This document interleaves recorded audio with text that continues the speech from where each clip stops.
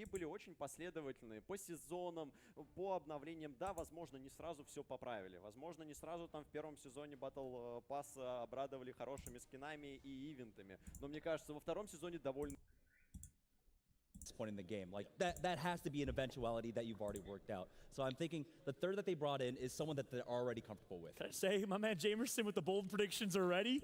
He's just dropping the mic here, proverbially. So there you go, dropping the pen on stage. I like the prediction. I like the thought process. And interesting to bring the Koreans into the mix. Of course, we have over 30 countries represented at this tournament. It doesn't seem like a preseason invitational. It seems more like a world championship. And of course, we're just getting started here with Apex Legends. Let's jump into Group B.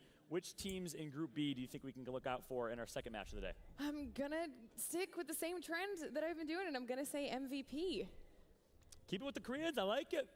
Okay. Tell me I'm wrong, Jamerson. I like it a lot. I like it a lot. Again, it's another roster that a lot of our players absolutely respect. They play with them all the time. You know, even though they're playing from Korea, they are going to be able to party up with them because you can easily switch servers in Apex Legends, which is one of the greatest things about this game. You just swap servers whenever you want. And so they do play. There's a rapport amongst them. They're very friendly. They all love each other, these players, especially with the MVP squad. And they are definitely one of the heavy hitters and one of the scarier teams to worry about. One team that I'm really looking at is actually the Sonics, the Susquehanna Sonics. There we go, I got it out, yeah.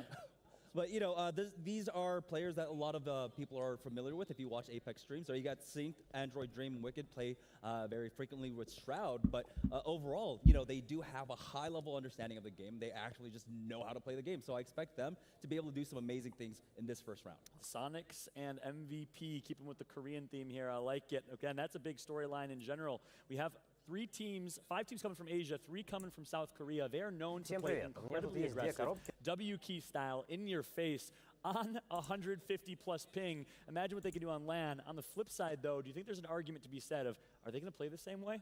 Are there nerves in play here? Have they competed on LAN before in an Apex tournament? Well, that a ton of experience in that front. Do you think that might cost them? Well, for some of the Korean teams, they do have a background in other games, right? And that's basically actually talking about every single player that we have here. They have a background where most of them have competed on LAN. So it's not outside of the box to think that, you know, they should be able to adjust well. Of course, Apex Legends is a different game, and there are some players that didn't have as good LAN performances back in different games. When we were talking about Selly, he had a run in Overwatch where even though he mostly played on LAN, the performance wasn't quite there, the results weren't quite there.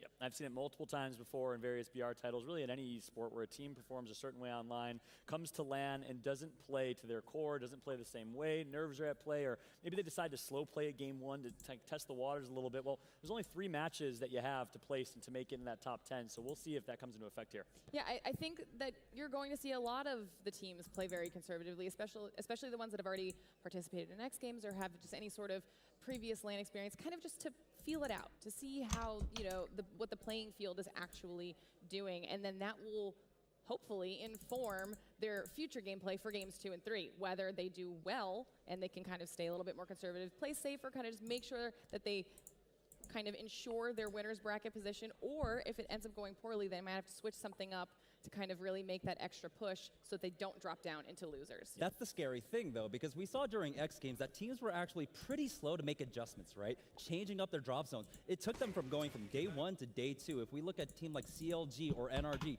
CLG, they made a quick swap once they got taken down by Alliance and Slums in game 2. Yep. But then they went to Artie over and over again, fought NRG, over and over again, and they weren't able to make their adjustments until day 2. Today we have half that time. Right, we're playing 3 matches before it's over for your first round. Yeah, we also